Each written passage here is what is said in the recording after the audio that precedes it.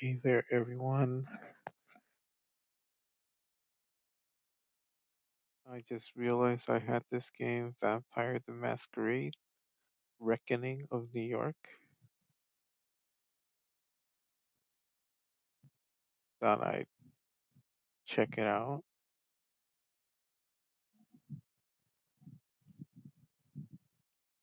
This is the first time I play it, so let's see what it's all about.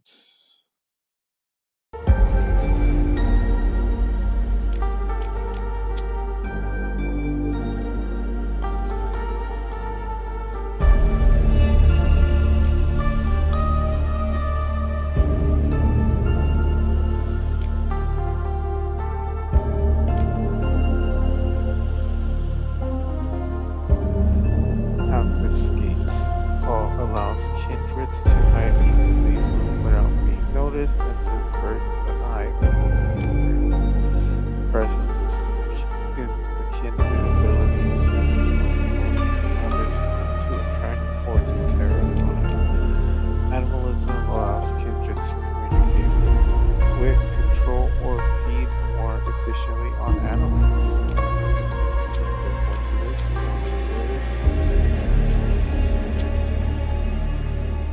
Ron, Puncher, Red on.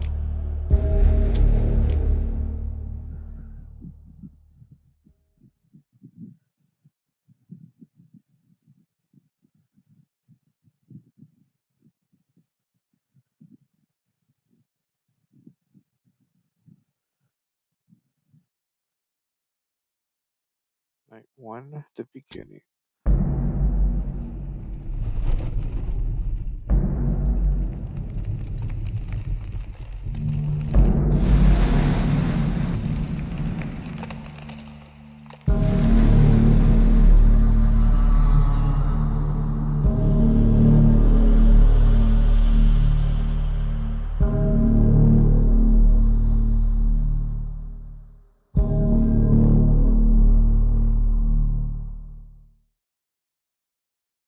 December 2024, 7 nights till New Year.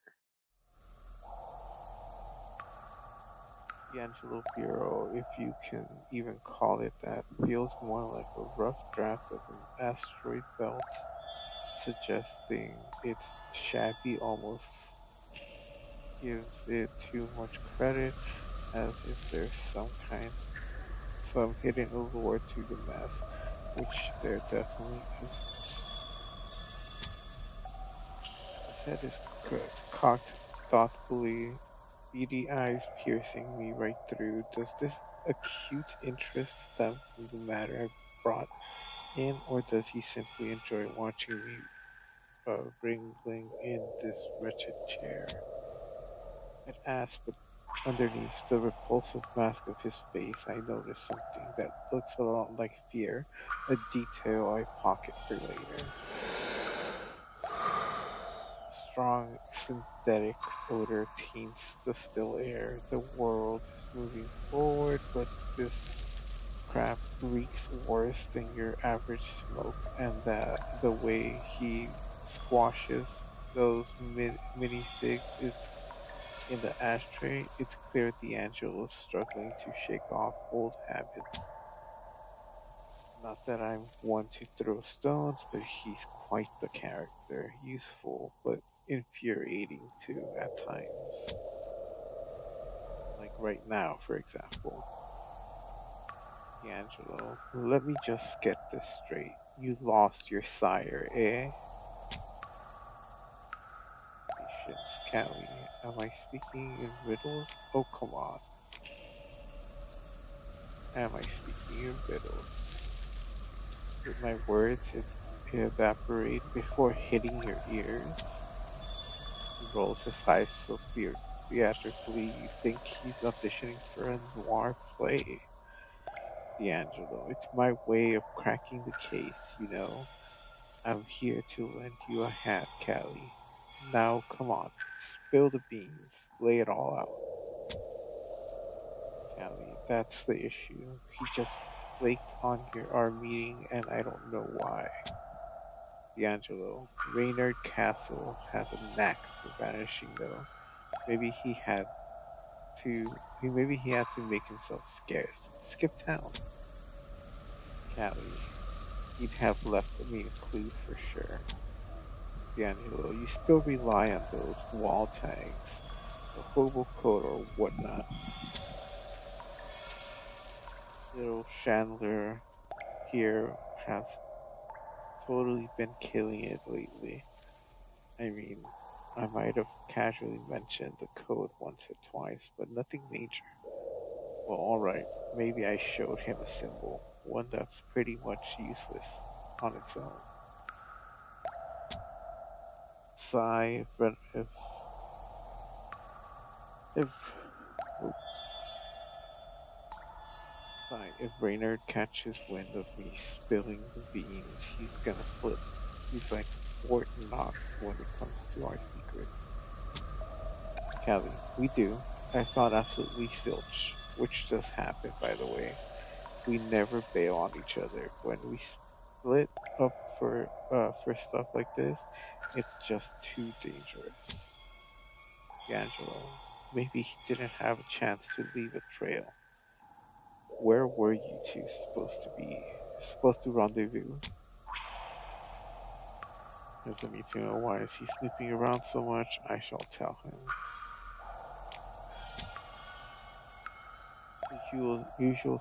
Cali, the usual sketchy alley we always hit up. Don't worry your pretty little face about the details. D'Angelo, why all the secrecy? You think I'm gonna snitch to the undead cops? Look, I'm just trying to do this investigation right. And yeah, I know your spot. Coney Island, right? Callie, then what was the point of asking in the first place? D'Angelo, narrative reasons.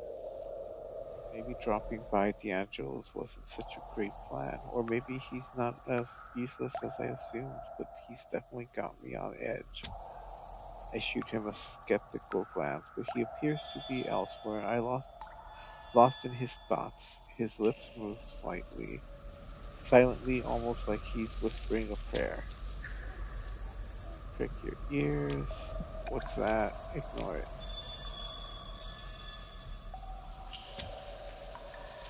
Callie, what's with the mumbling? He glances at me, genuinely confused. D'Angelo, what mumbling? Callie, you know what? Never mind. D'Angelo, so you made your way to Coney Island but came up empty handed? No Cassell? No trail to follow? Anything noteworthy at all? Callie, just your typical shady a-hole loitering around, clearly up to something pretty standard for New York City, as far as I'm aware. Shady a-hole. Who, Kindred? Callie. Regular folks, I think. All twitchy and restless. He furrows his brow, nodding slowly, but seems more in mourning than deep in thought. When he finally speaks, it's not at all what I was expecting to hear. D'Angelo, to be frank, Callie, I'm running short on answers. Your sire seems just temporarily unavailable, or gone for good, or something else. Can't say. I'm entirely shocked. He tries to stroll around nonchalantly, but messes in his bureau just as nonchalantly throws him off balance. He completely ruins his noir vibe, so I shoot him a cheeky grin, but he's too caught up to even notice. Breaking character must have rattled him good. D'Angelo. If I were you, I'd take a leaf out of his book and disappear. Pronto. In fact, that's exactly what I intend to do once I'm through with my business in the city. I unpocket the fear I observed a moment ago and give D'Angelo another good, lasting look. He's genuinely terrified, like seriously scared, but there's this hint of desperation too. I've gotta tame my inner con artist. She's practically salivating in my head just wanting to join. But when things go south, D'Angelo, the buddy you stick with, not somebody you ditch and forget. Callie, Gianni, seriously, what's up? I'm kind of freaking out here. D'Angelo, there are too many loose ends to stitch together a complete tale, and frankly, it's too lengthy for just one night, anyways. But there's a storm gathering in the city. I've been through some rough patches, but this feels like a whole different kind of trouble. Callie, cut the cryptic sh. Just for once. He looks over my shoulder, lost in thought, like he's figuring out how to drop an anchor on someone who's already drowning. D'Angelo, our kind has been dropping like flies lately. Nobody seems to be a specific target, but it's hitting mostly dustborn. Court dubs it the culling of thin bloods. Real knee slapper they've got, those sons of guns. But there's been other victims too. A chill runs down my dead spine. D'Angelo, there's the sad reality. New York City has never been as dangerous for kindred as it is these nights for infighting or an external threat, predators. Callie, are the secrets seriously at each other's throats that hard? A sec, sorry. D'Angelo, same old song and dance, right? But this time, there's a curveball enough to make them halt the hostilities. And you know what? I'll fill you in while we hit the road. Urge to flee slams into me like a bright train. There's something about his tone that almost convinces me to hightail it out of the city. But it's not quite time to make a break for it. Callie, I might stick around for a while, so D'Angelo visibly concerned. Should I be worried too? D'Angelo, you're really not gonna let him go, huh? Callie, of course not. I'll find Reynard, come hell or high water. Besides, someone has to handle detective duty since, judging by how desperate you want me to drive you out of town, that little stress is already taken. D'Angelo tilts his head downward just enough to fix his crooked smile. Smile abandoned by joy long ago. D'Angelo, I know you well enough to not even bother trying to change your mind, but you have a knack for diving headfirst into trouble, so hear me out. Keep your head down, stay off the radar, don't feed willy-nilly, and above all, don't reveal your true nature unless you're 100% sure nobody can see you. Callie. So the masquerade, basically. Lost return, that is. I'm not joking, Callie. Keep low or else. Callie. Yeah, thanks for the tip. I rise to my feet and wave goodbye as I head out the door. Callie, I'll grab you once I've found Raynard. On my own, since you've been such a big help.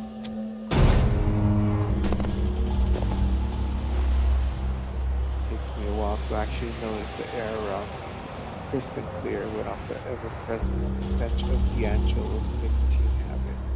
I find it's taking me longer each time to catch on. When will I reach the point where I don't notice it anymore? Raynard's silence and the total lack of hints about his whereabouts bug me way more than I'm ready to say out loud. The streets are deserted. It's like everyone vanished, scared off by the whisper chill that morals seem to create. The darkness of the night, lit up by bursts of color, it's kind of beautiful. It's kind of beautiful in a bleak, urban way. But my fire is gone, and I don't know what to do. Like to D'Angelo, I was all talk, swearing that I'd track down later myself over another time. Pretty sure he saw right through my BS, where I half as confident, where I half as confident as I pretended I wouldn't feel so utterly lost in late December in the big effing dangerous Apple of all places. If D'Angelo's mornings have any weight, maybe it's time to bulk up our supplies. Or coterie. Just say we're big on being ready for anything. Rainer's the mastermind behind all our safety nets, making sure we don't even brush close to failure. His obsessive preparedness has pulled us out of fire more than once. Wherever wherever we're running our gigs, we've got those spots stocked up good and let's call it personal protection. One of those hidden caches lies just around the block, if I remember right. It's been ages, but that's probably the first place I should hit up before I go hunting for Rainer. They say it's been in the grave, right?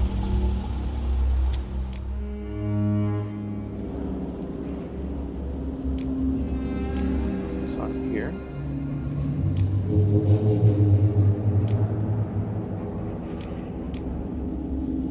Okay, so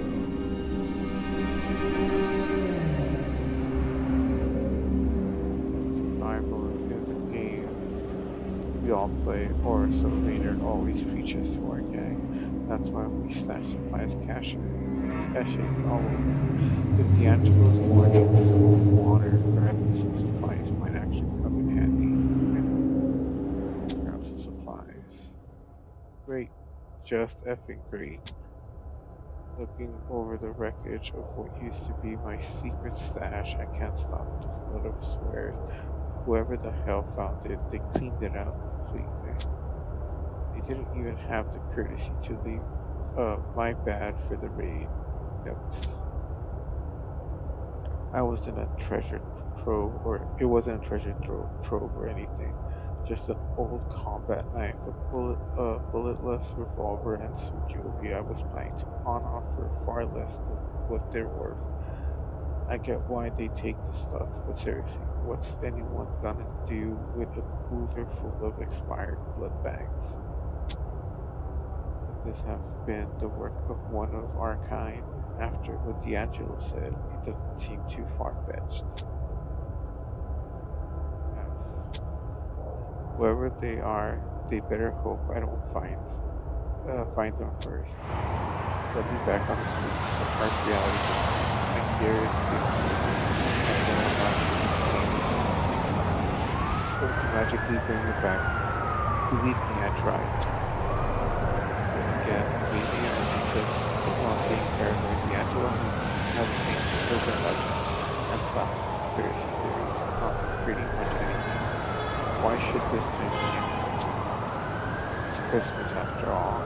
Around these parts, looting is practically a holiday tradition.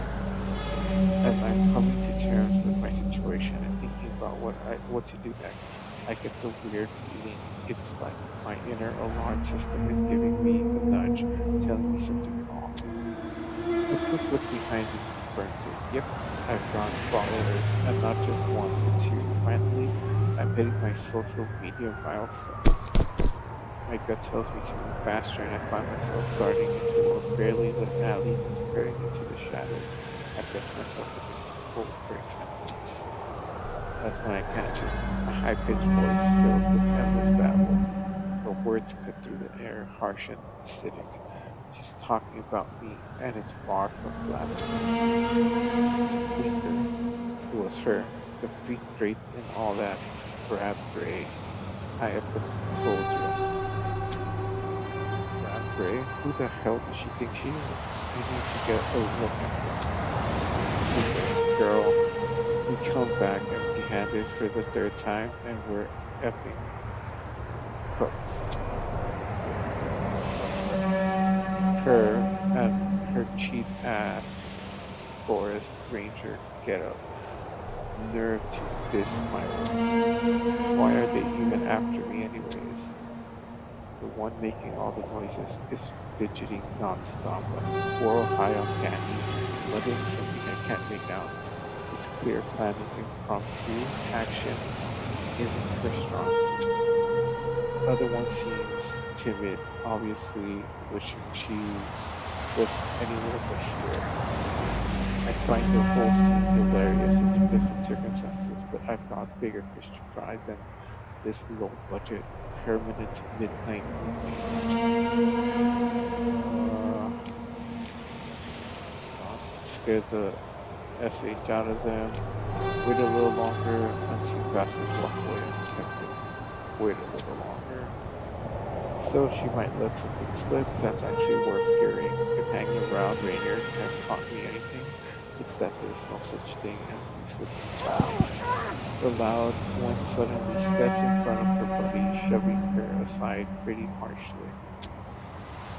Okay, go look around the corner. I'll check things out here. That bee's gotta be nearby. Buzz me on the radio if anything pops up. With a noticeable lack of enthusiasm, the other girl drags herself away, letting out a sigh of relief, clearly glad to dodge this mess, even if it's just for a bit. The moment she's out of sight, the loudmouth digs into her pocket, and after a moment of mumbling, takes a loud snort of something. Well, that sheds some light on her jitteriness.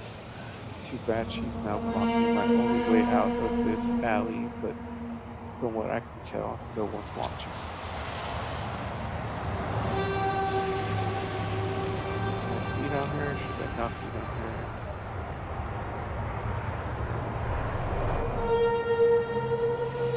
Figure out. Going ahead, going head to head with her seems hardly worth it, even though everything inside me is shouting to do just that.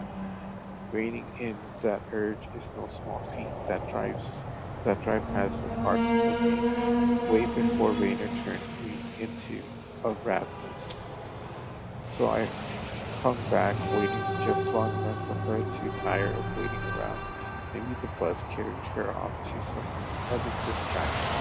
Regardless, she finally takes off and I've got the green light to slip away. Damn. It turns out D'Angelo wasn't just blowing smoke up my ass. Still, I've got places to be, things to handle. I just hope this didn't eat up too much time. Finding Raynard remains a top priority. I could go back to Coney Island and see if he turned up while I was gone. The possibility of evading him with thoughtlessness cracks me up, if only a little. And yeah, I've got to move the RV before it draws people's attention and so completely body itself my operation. There's no point in driving into Coney Island when I can't take myself or I can take myself back to what you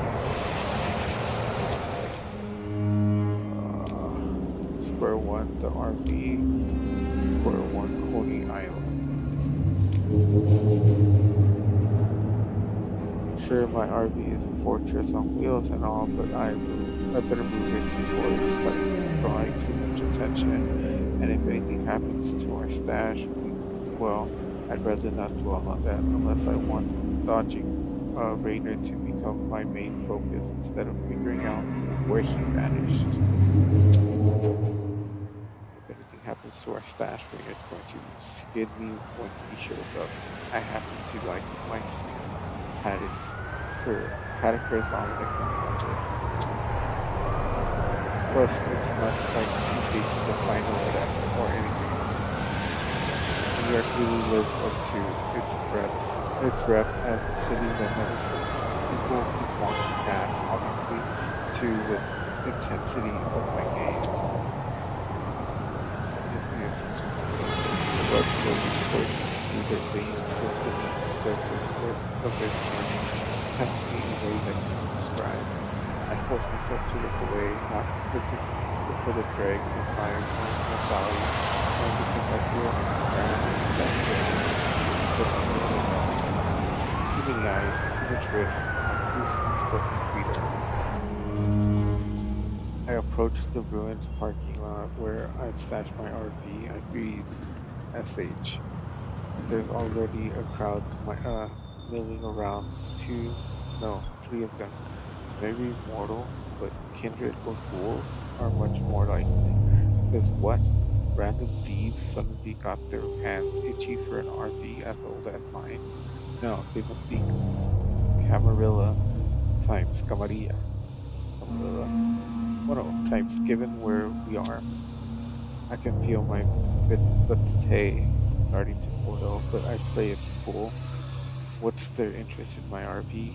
How do they even find it? And more importantly, how do I get them to leave? Give them something to chase.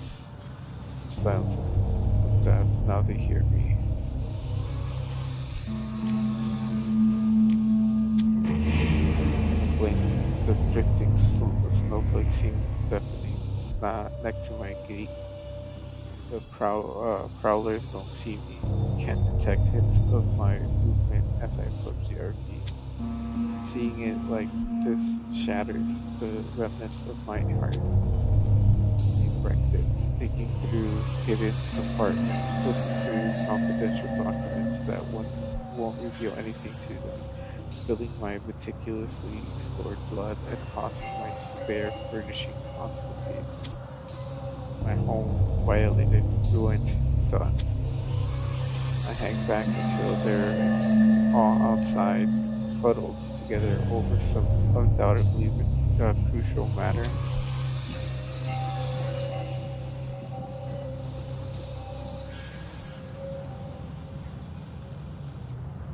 Barely containing the wrath simmering just under my cold, undead skin, I force myself to calm down. I'll sneak into the driver's seat before my illusion fades away. Speeding off right under their noses is bold, maybe even a bit stupid.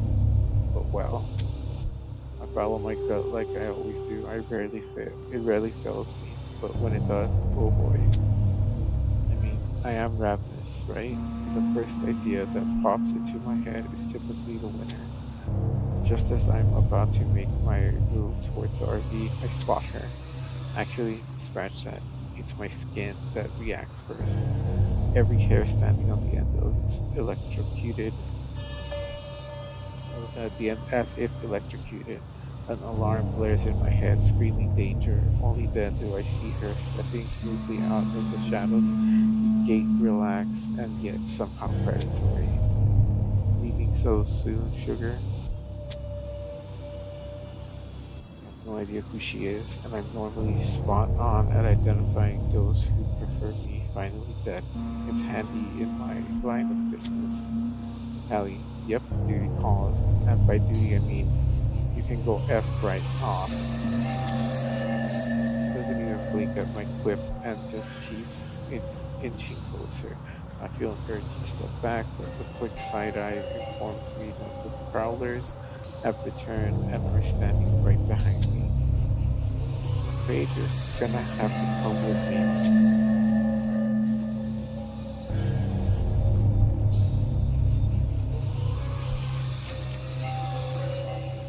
Way better than that. Allie, sorry, no can do, sugar. Dad always said not to go off with strangers. The smile stretches wider, but it's devoid of any real humor or warmth. She's only stepped away now, and I'm effectively trapped. Well, this stranger isn't giving you too many options, doll. I am Valerie Duval, the Scourge of New York. The council issued an arrest warrant in her name since they've taken interest in your The council issued an arrest warrant in your name since they've taken interest in your unusual endeavors. With those recent business meetings, you've left a trail of breadcrumbs too scrumptious not to follow. The F? We barely had time to look around New York, let alone meet up with anyone. Valerie Duval. Now you can either accompany me without a fuss, or we'll just leave it at the first option. It's decidedly in your best interest. gestures to one of the prowlers behind me, her henchman, I guess, who brandishes a hefty sharpened stake. My throat tightens involuntarily.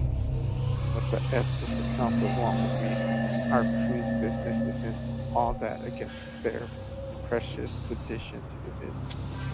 Valley Duval. I am not without reason, darling. You're moving.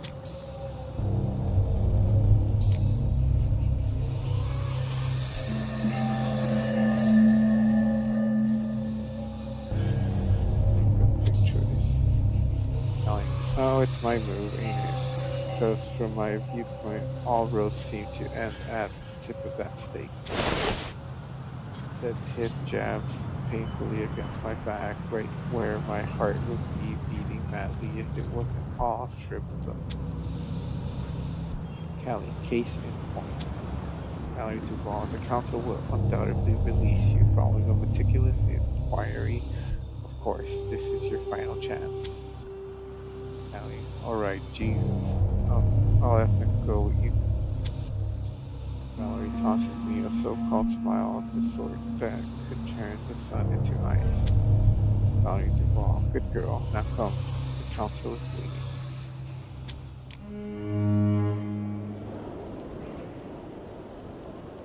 At the Elysium main quest.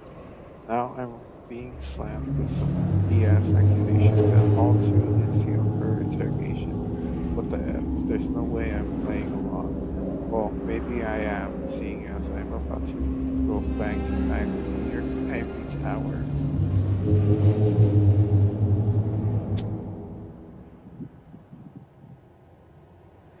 So this is their joint, the art hole. Seriously, could they have picked a more pretentious spot? Ivory Tower splintered has wedged itself right in the middle of New York City's swankiest road. Welcome to the still heart of the Camarillas intricate machinations. Here's where the local kindred click, click their glasses, all the while applauding each other's demise, unless of course you're a pariah like me, an outcast from a wrong clan with quote-unquote wrong clan with a knack for stirring up trouble, in which case you're screwed from the get-go. Honestly, I prefer not knowing how posh it is.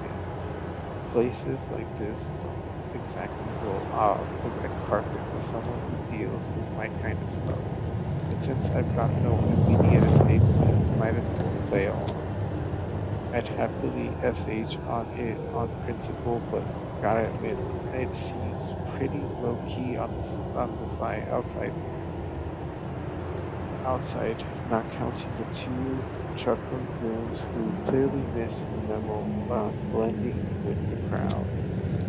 And on that note, Valley Duval, is there a giggle-worthy revelation you care to share with me, Birdie? Your demeanor hints at a job well done, does it not? The awkward freeze frame those two are stuck in would be comedy gold if I wasn't knee deep in my own mess. Hound. Oh yeah, Mr. Duval, sir. I mean, not really anything too wild, you know? Just like the usual stuff we're seeing, I guess. Rally Duval. Does this usual stuff include dubious characters within miles reach of Elysium? Groups of which you were specifically instructed to watch out? To be exact, in my count, holds true.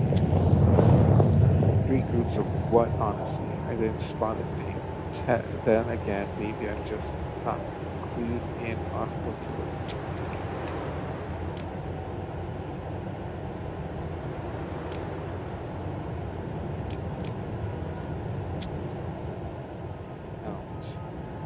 I mean, I apologize, we really should have. Well, yes, really should have. Boy, that shot through him like an icy bullet. I wasn't exactly closing myself, but the poor sod probably just shed the last ounce of warmth left in him. Valerie Duvall, return to your duties at once.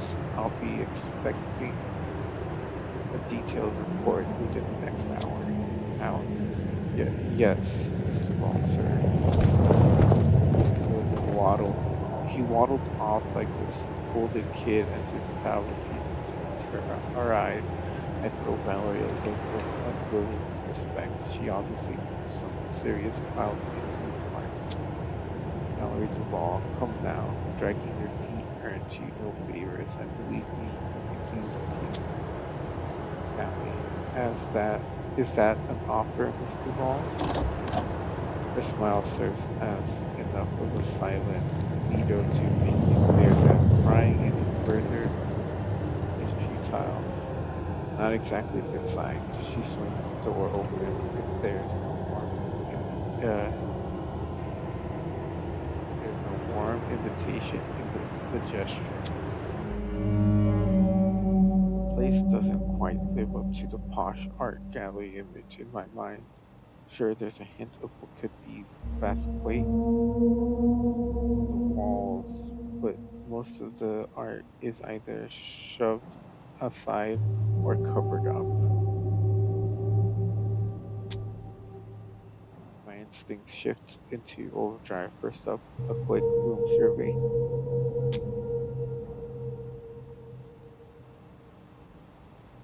Search for escape routes, scan for access points, take a good look around.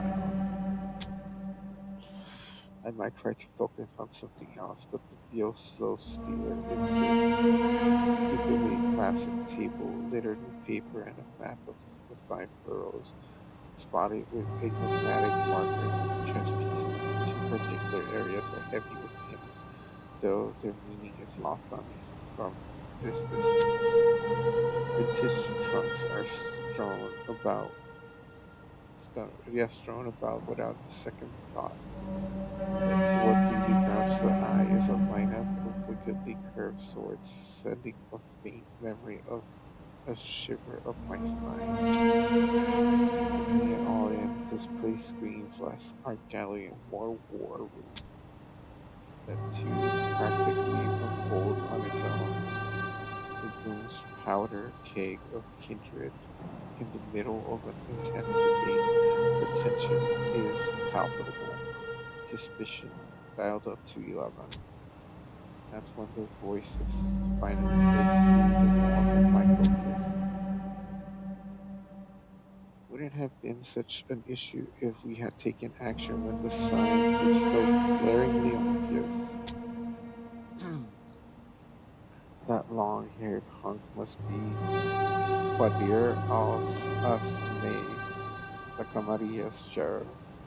I've had my fill of stories about him, but now I can put a face to the reputation. If only the rest of us were blessed with your profound gift of foresight, Sheriff, and life would be a walk in the park. Allow me to emphasize our risks aren't limited to a single front. Acting on a gut feeling might work wonders in motion pictures. Here, in the real world, it's a different story. He was once a mystery to me, but the way he's navigating the conversation, he's clearly a heavyweight in these parts. Dear Asme, spare me the pretense of ignorance. Arturo, the pattern was unmistakable. Well, over a month ago now. Arturo? Arturo? SH. Raynor explicitly told me to steer clear of this guy's mess. Bickering rages on, and Valerie doesn't seem eager to reveal her catch, aka yours truly. Your playful decision to allow the Thin Bloods to appoint Larson as their Primogen raises his final death to a level that can't be casually swept under the rug. Helene,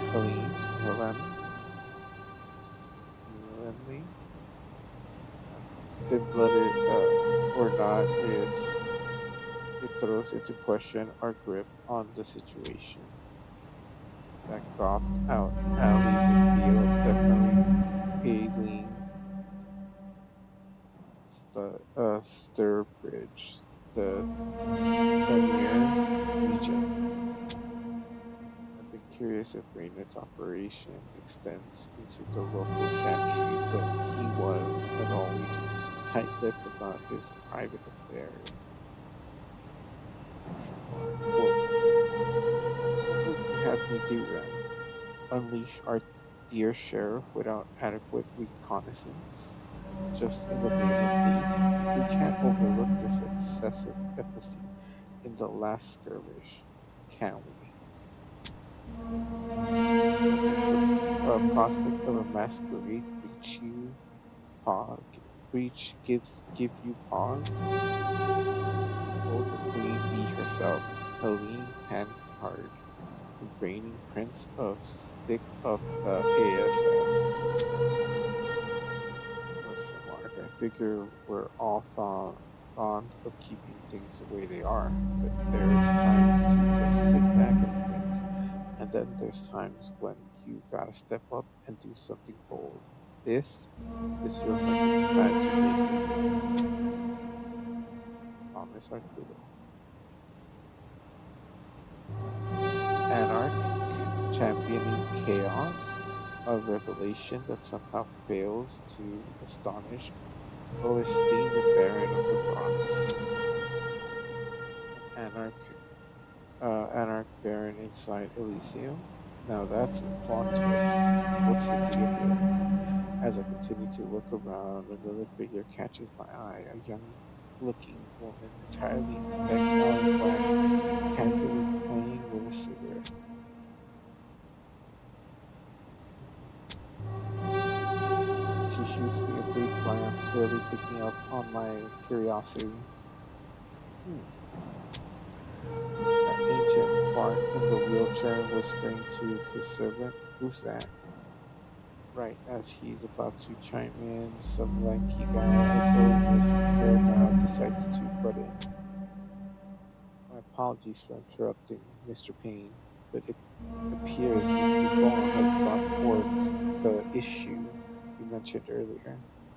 It might be wise to ensure she is not exposed to unnecessary information. How did I overlook this guy? He's all limbs and quirks, playing with some odd ring on his finger. He sticks out in the upscale bunch like a sore thumb. Is my mojo on vacation or what? Valley Duval. Yes, thank you for the shrewd observation. Caitiff, he hurls those words like she's spinning venom. Whatever the opposite of sympathy is, she's brimming with it. Wait, caitiff? Esteemed counsel, I give you the troublesome, ravenous neonates. I gather you all desire a swift resolution to this matter, especially given her reluctance to cooperate. As if on cue, every eye shifts to me. I'm not one to buckle under a stage fright, but this silent ostracism is on a whole new level. In this room, I'm on my own.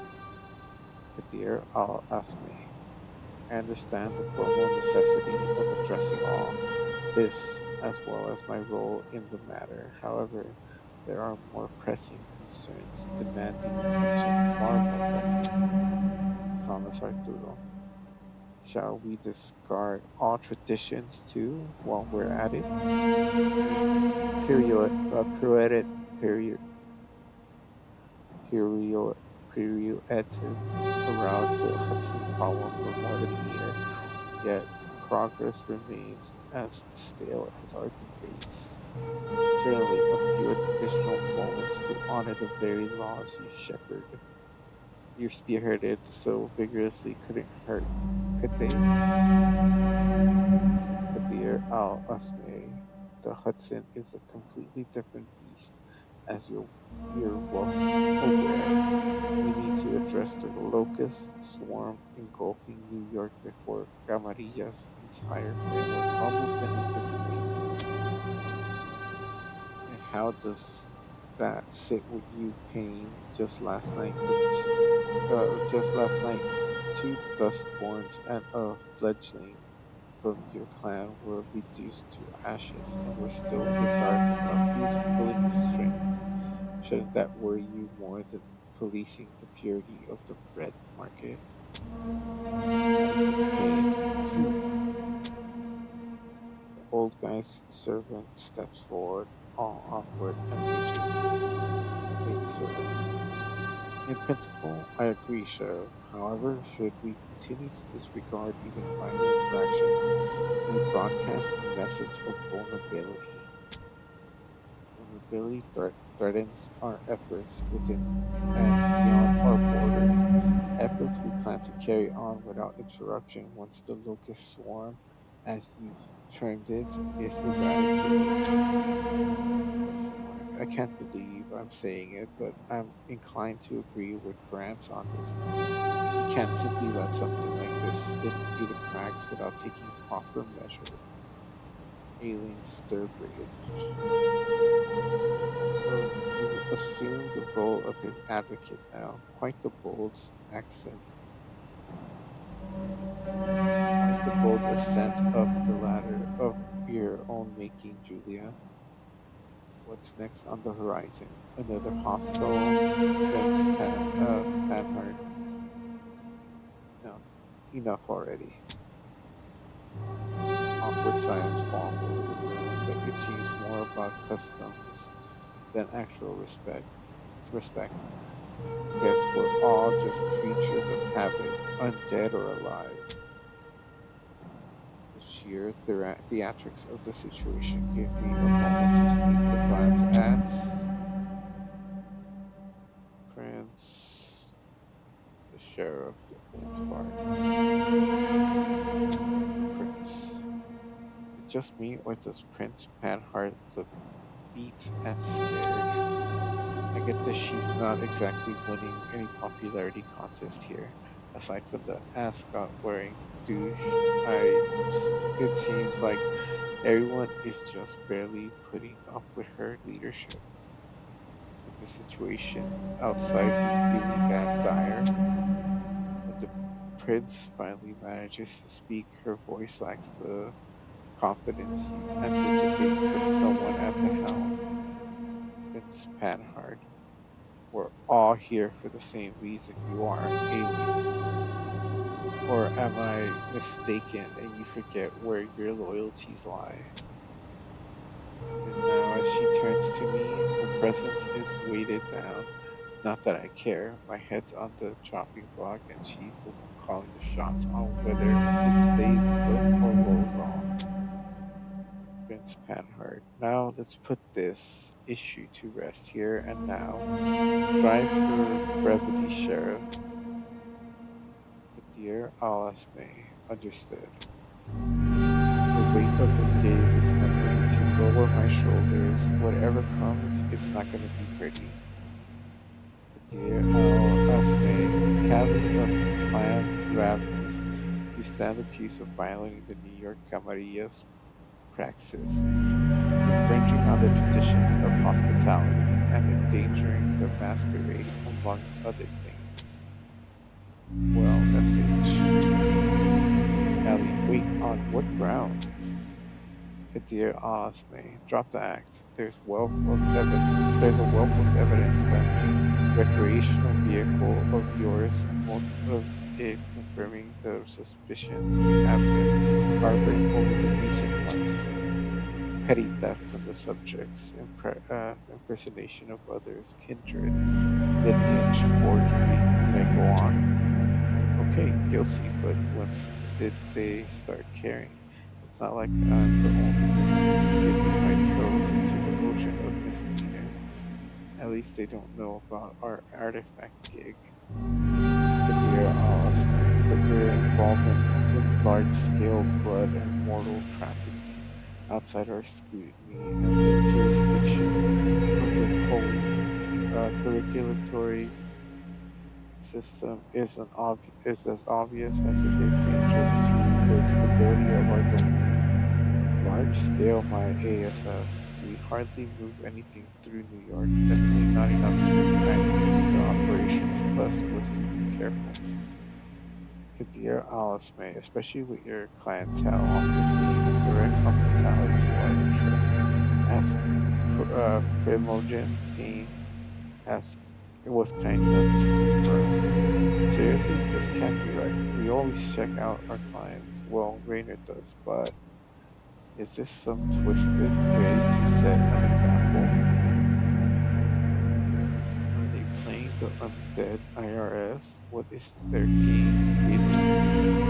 Kadir Alasme. Well, some might chalk this up to colossal stupidity.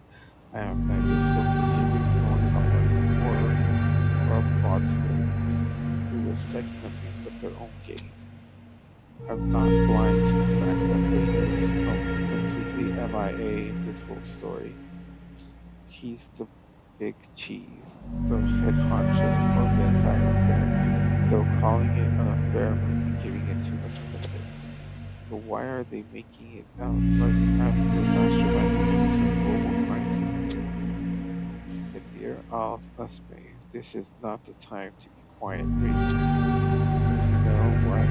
F 'em. I'm not going down without a fight.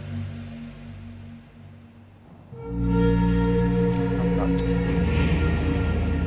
Callie, obviously you found something. How could you not when you're the ones who planted it there? Careful. Allie Duvall, careful, Icarus. Allie, I've watched the Exonerated. I know the drill. Look, I get you need someone to pin this on, but you've got the wrong. Out of nowhere, something pierces my mind, shredding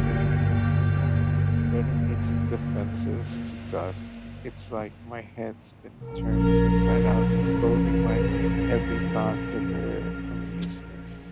I whip my head towards the source of this eerie sensation, and boom, there's Kabir, the freaking sheriff, with those piercing eyes slicing through my layers of BS like it's cake.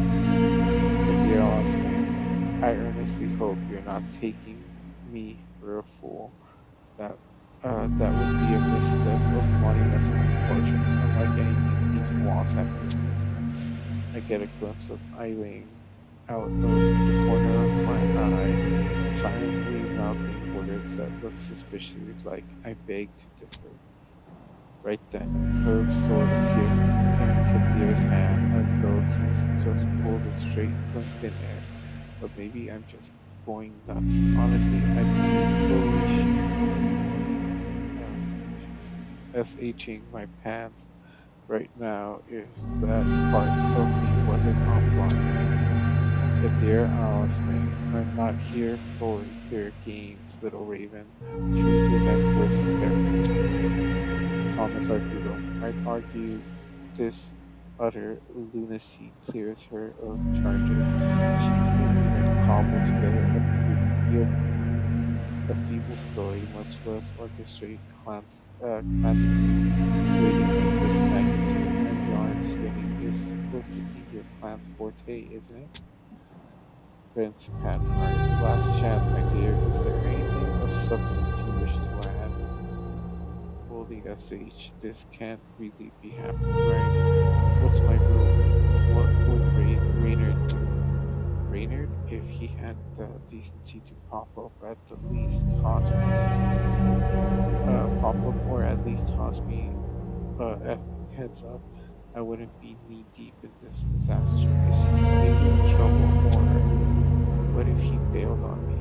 Got a hint that Camarilla was breathing down his neck and decided I was playing a stake. That doesn't sound like him.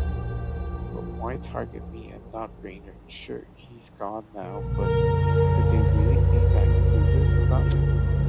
I'm fully lost, but I do know what he would probably do. His move would be to look out for number one, spill the beans more than necessary, but buy some time. Time is gold, and remember, leave this chance to wiggle out of this mess. nothing now. Hit the jackpot or end up porcupine with snakes. Callie, guess there's not much point in playing dumb, huh? Kadir, I'll ask me. Couldn't agree more. Hang on. Callie, alright then. So I indeed am tangled up in this little blood trafficking operation, playing a pretty crucial part, if I do say so myself.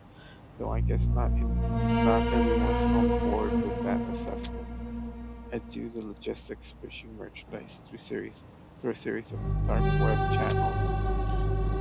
Every eyebrow in the room goes up except for the cigarette aficionado in the back who lets out a slight snort. I mean, a little controlled drama never hurts in a short con.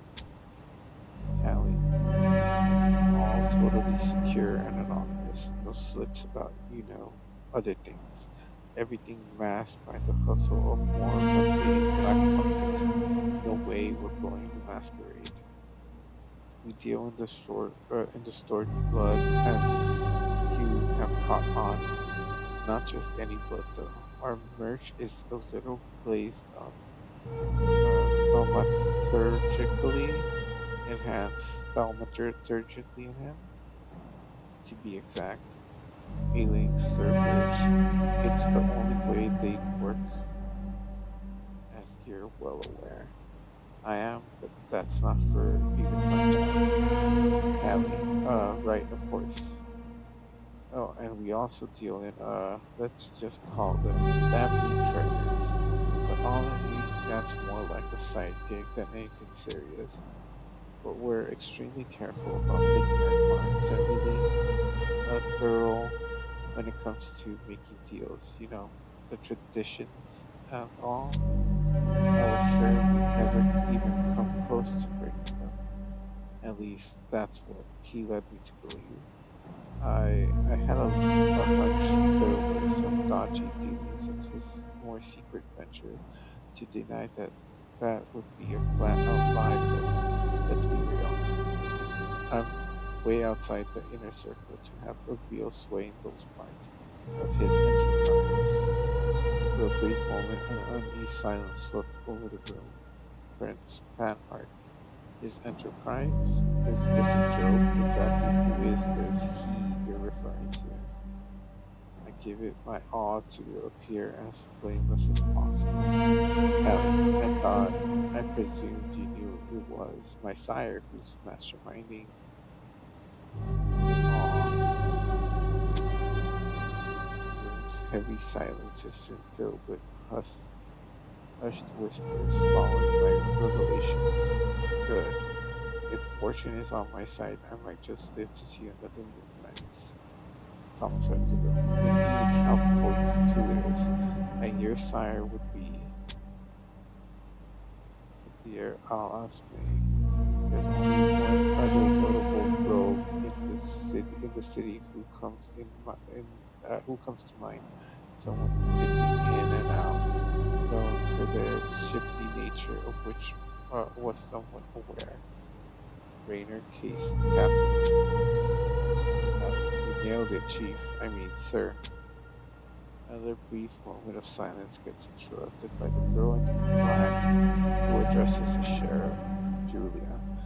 I can practically hear the cogs turning in your head, Kadir. What's your take on this? Kadir Al Osmani. Truth be told, it does add up, though I had him pegged more as a con artist than a trafficker. Dane servant, then why hasn't he been apprehended yet, sir? Are you secretly endorsing activities that impede the circulatory system's operation? Kadir Al Osmani, for your own good, Dane, I'll pretend I didn't catch that. Or would you care to question my dedication to our cause again? Be warned, my patience wears extremely thin these days. Prince Panhard, can we put this bickering on hold, at least for the moment? An opportunity started staring me in the face. How could I resist squeezing myself right into it? Callie, one more thing. Raynard and I had a meeting lined up with a client a few hours back, but he never showed up. In the whole year and a half I've been in this gig, he's never just vanished like this. Kadira Alice May, and what do you make of it? Now, with the floodgates of truth wide open, it's time to dive into the art of lying my ASS off. Now, to be honest, I'm not sure, but now that I think of it, he's changed over the past month, become a lot more erratic than usual. Ready for my theory? I'm pretty sure he caught wind of Blue Lot and decided to feed into the flames while he made a run for it. Whether they're swallowing my story or they're just tired of my presence, it feels like I'm nudging things the way I want them. Not everyone's convinced, though. How might that feel? An unwitting pawn betrayed by her master, a likely story suitable for the stage indeed. But in this context, question mark, if I may, Baron Torque. Damn it, Patrick, don't go getting yourself into. Baron's warning arrives a bit too late. Instantly, the others shift their focus with Sadie, fixing their eyes on the caitiff with unmistakable hostility. It's clear they're not exactly fond of him. Prince Panhard, since you've already disrupted the proceedings, you might as well say your piece, mediator. Drake. Very well then. I am inclined to believe her, at least in the aspects most significant to the interest of our allies. Thank you, mysterious word of peace. Pain, sir, as ever, your assertion remains devoid of substance. Baron Torque, my guy's advice is pretty much always on point. His track record speaks for itself. Patrick. Patrick. The sheriff has a point that seems to hold water. Her sire might just be the one at fault. She is essentially a non-entity, is she not? Nobody that slipped under the radar until by a stroke of sheer bad luck she got caught red-handed. You'll excuse the pun. When you give it another look, the evidence you have collected should indeed back up your claim quite convincingly. Dear Alice May, and what grounds your intricate evaluation precisely? And what grounds your intricate evaluation precisely? Pat Padraig, my judgment is shaped by your vast experience and simply tempered by reasoning and intuition. Dear Alice May, it changes little regarding the consequences she must face for her complicity in her sire's crimes. It's do or die. Callie, how about I serve you Raynard's head on a silver platter in exchange for mine, unscathed on my shoulders? Kadir stare pins me under silent disapproval, but he lets me, as the curly-haired a-hole put it, spin my yarn. Callie, I know all his secret spots in this town, plus the spots he wouldn't touch with a 10-foot pole. I'm wired into his network, his contacts. I've got his playbook down, and I can stay one step ahead of him with ease. Just give me a chance, and we all will be thanking our lucky stars by the end. They slip into quiet introspection, or maybe they're just playing a round of mental chess, trying to read each other's minds without uttering a word. Aileen Sturbridge. I have reservations about this darling uh, proposition. Consider the potential fallout if this entire situation spirals out of control. Kadir throws up his hand, really overdealing with my case. Kadir Alice May, capturing this well proved hardly a challenge. I wouldn't sweat the idea of catching her again. What's more, entrusting her with Excel resolves dubious resemblance. It swiftly eliminates her presence and enables us to prioritize genuine concerns, but someone has to keep constant watch over her. Valerie, perhaps one of yours? A that crazy idea burst into my mind, the kind of a gamble that could either turn out brilliant or spectacularly implode at the dice roll. Callie, how about him? I jabbed my finger towards the quiet cative. Uh, Padraig, was it? His expression shifts to one of utter confusion as he catches the subtle smirk of the council member. Padraig, surely you're not considering Thomas Atwill. This could play out quite favorably, I must admit.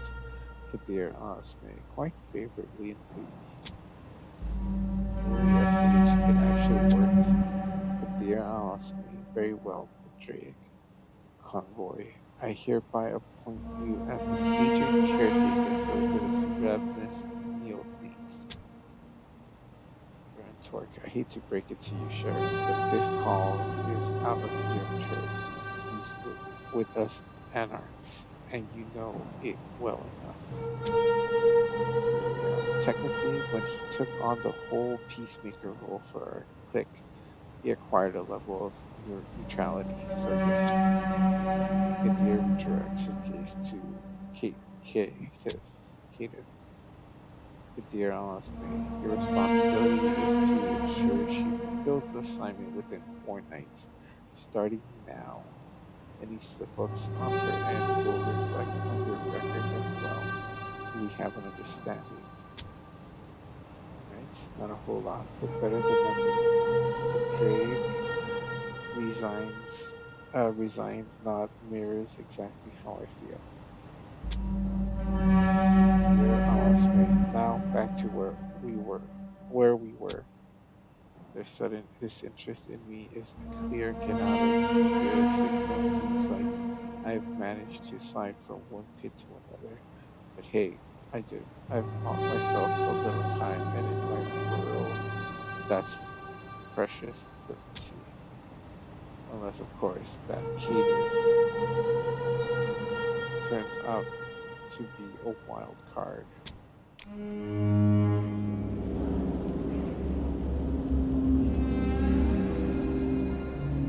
Okay.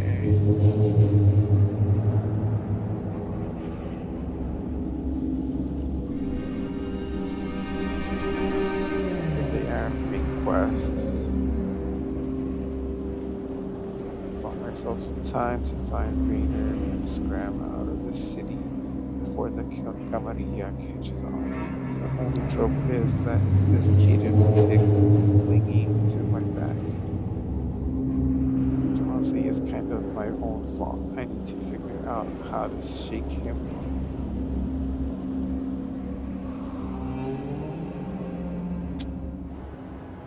We might not need air to nourish our vitae, but I still let out a sigh of relief as the door to Elysium slams shut behind me. Talk about a crew of entitled a-holes holed up in their ivory tower, staring at Kindred just scraping by to make that end smooth. I hope we get a nice short steak or two with this. But hey, it's all good. My golden words are silver tongue managed by me sometimes to find Rainer and get the hell out of Dodge before those clowns catch on that we've already hit the west coast. The only hiccup for now is Andre, keep making that face at me and it might just stick that way. Do I even trust me now?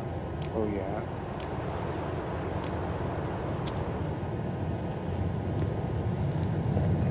Pinch my lips together and squint for a good measure. Break. What are we reverting to? Playground tactics now? Callie, hush. I'm concentrating on blowing up your brain with my mind. Drake. If it keeps you quiet, by all means, keep trying. I shoot you with a fine glare as the whirl round his exasperated animated sigh chasing after me. Evil made desiccated ticks got, gotta go. Drake, look, the sun is about to rise. We can pick this little dance of ours again tomorrow night, okay? Let's get moving. My haven isn't even in this part of town. Callie, hold up. What do you mean your haven? Drake, sigh. Alright, hear me out. I get this whole thing is a bit of a pain under the hook, but trust me, I have no more desire to mind you than you have to be mindful of me. But let's rewind for a second. You were the one who picked me out of at Elysium and got us both into this mess. If I let you out of my sight, things will get proper unpleasant for me. And believe me, I am speaking from experience. You you will be torn to shreds by Kadir's hounds before you could say, oops. They'll sniff you out sooner rather than later. That is a stone cold fact. So how about we skip the theatrics and tag along to a place I know is safe. We can regroup and figure out our next move come nightfall. He stops mid-sentence, fingers crossed for whatever is a kindred version of a stroke. Maybe I could slip away and get my RV. Padraig, no, your RV is completely off the table. This is fine. I've got plenty of other options. Keep its cargo. Callie, what the F's wrong with my RV? Drake, Valerie took a sweet time turning it inside out, but the spot you chose for parking isn't exactly. Plus, the spot you chose for parking isn't exactly the epitome of safety, putting it mildly. Callie, it's a fortress on wheels, steel shutters and everything. It's kept me from turning to ash so far, hasn't it? Why does its parking spot suddenly matter? Drake, believe me, these nights, the location is everything. He stays silent for a moment, slightly thinking he's gained the upper hand in our verbal spar. I still count it as my win. Nevertheless, he starts yapping again soon after. Drake, in my case, we need a place to rest, and my haven isn't a safe choice. I'd really hate to resort to violence, but don't presume I won't drag you there if that need arises. It's your call. Callie, every time I don't get a say, it somehow turns out to be my call. Come on, what do you think I'll do? Run away? Drake, obviously. Callie, oh ye of little faith, would I try to bail on you on Christmas night? Drake, you sticking around might just count as a true holiday miracle. And no, I don't bank on holiday miracles. If you are under the impression I'll let you out of my sight, then you are not paying attention. Come, let's not dilly-dally. Dilly-dally? Did they embrace him in a Dickens novel? Talk about being charming. Callie, alright, after you. Stubborn as I am, it turns out Mr. Danham over there is just immovable. Arguing seems futile. Time for a different approach. I toss him a thoughtful glance, noticing him leisurely finding fiddling with one of those ugly rings adorning every conceivable part of his hand. What a jerk. My gang would eat him alive, but I can't deal with him on my own just fine. I can deal with him on my own just fine. All I need is a little bit of inspiration. After a quick look around, a couple of schemes start to take shape. That bouncer looks easy to fool. How about a magic trick? Let's play the hungry asshole card. I spy with my little eye had gold morals daring to navigate across the streets, many of them stagger along. on the frozen sidewalk, whether from the ice or generous helping of alcohol there indulged they've indulged in earlier. It's quite the tempting scene. I'm not exactly famished. I managed to grab a bite on the road before hitting north, but the cadence in the dark about that. And honestly, I'm pretty skilled at acting the part of a food predator, if I do say so myself. Also perfectly along, allowing a series of hopeful switches to see what's with Madrid, what's with the drama now. Callie, I'm feeling off. Haven't fed in a bit. It's starting to get to me. I don't think I can handle it much longer. Dre, you're telling me you cannot endure for a few more hours? Callie, nope.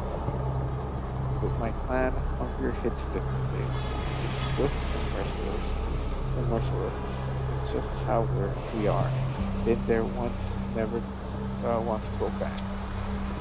He shoots me a look filled with skepticism, but I just mimic shiver, my body quaking. I'm starved. Yeah, I'm lying. All right. But he doesn't know that. Ravenous are a rare sight, practically unheard of around here, or anywhere really. So in his eyes, my performance could very well be genuine. To further my agenda, I press a hand to my temple, my eyes tracking a solitary figure clicking away in a nearby nook. Had that Valerie skank not blindsided me, I might have betrayed. Alright, enough. Just make it quick.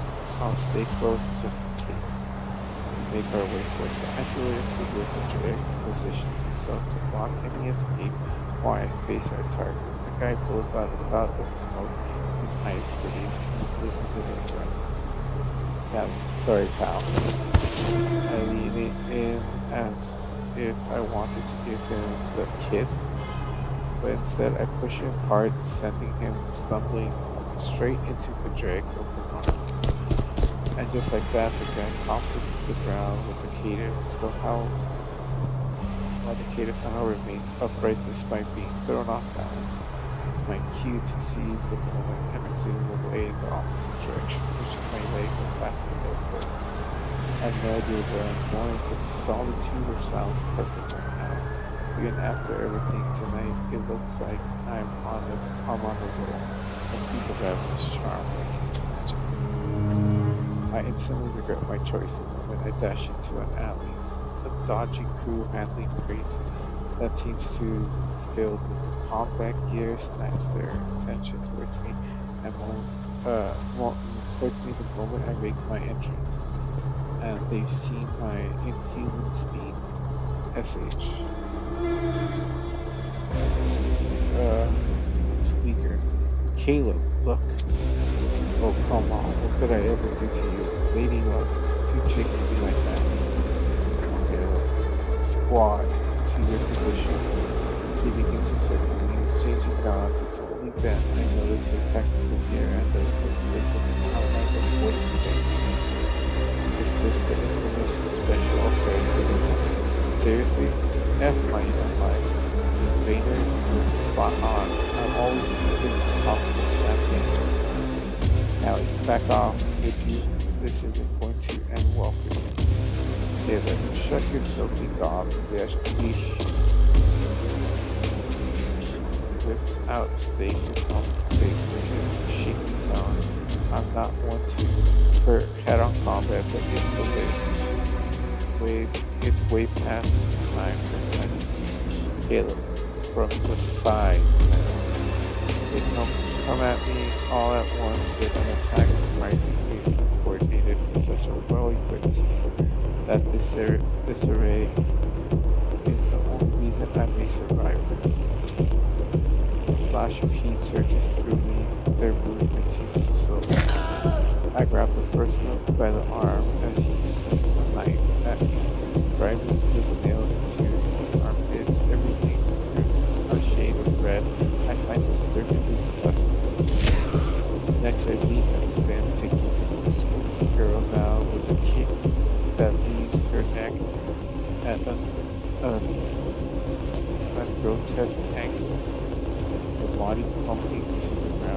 it grows at him. Peter raises his stake in hesitation, searching for an opening. Caleb brings it. Bring it on, you undead whore. I give him a chance at instant. I'm at his throat, tearing and ripping. His blood washes over my skin like a hot shower. It feels comforting.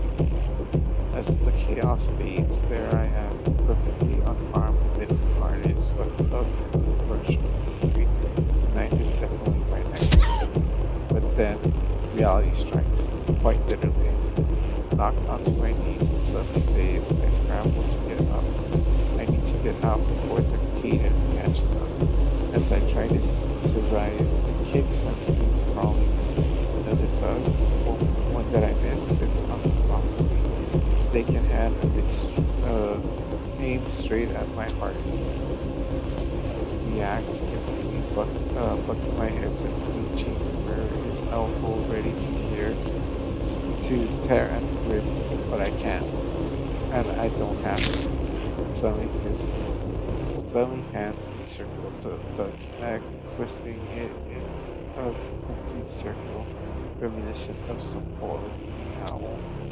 He drops beside me lifeless as the cat casually retrieves the steak.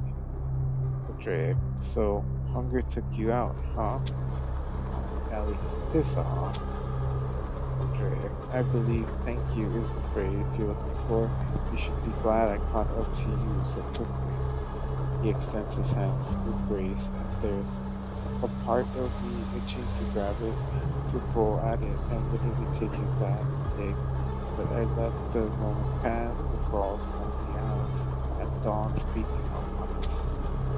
I refuse his help, pushing myself up with a mix of pride and fatigue. The dread. Why don't we hold on to the stake? Consider it a memento of the time we nearly got taken out by a few hunters and needed my intervention. A slice of humble pie.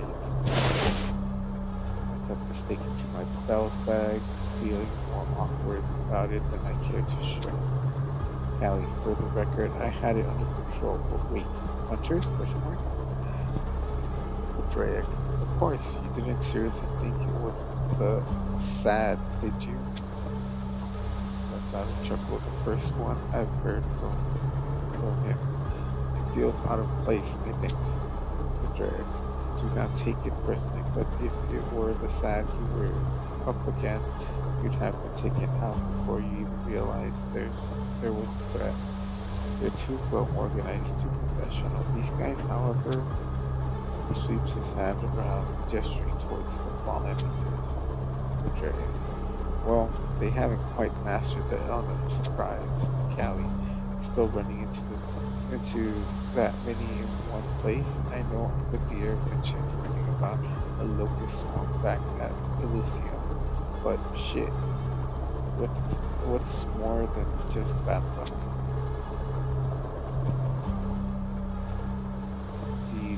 New York is nowhere near as safe for our kind as it once was. This is not your typical hunter behavior. It's an anomaly, and its source is still unknown. Until we figure it out, I strongly advise against sprinting like a demented cheetah, fighting whatever's within arm's reach, or showing off your unique powers. For your own safety, assume we're under constant surveillance. Choose your moment wisely. It's the second time I'm hearing this kind of warning today. Maybe I should actually start paying attention. Drake, and you might want to rethink your attempts to ditch me. I might not arrive in time to save you the next time we get in trouble. The next time, he seems to have me all figured out. Alright, maybe sticking with you might have some benefit.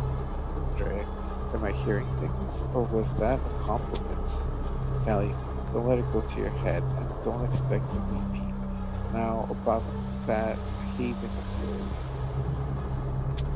Okay. I am going to end here for tonight. I think I like this, so I might be streaming this often. Uh, Thanks for joining the stream and have a good one.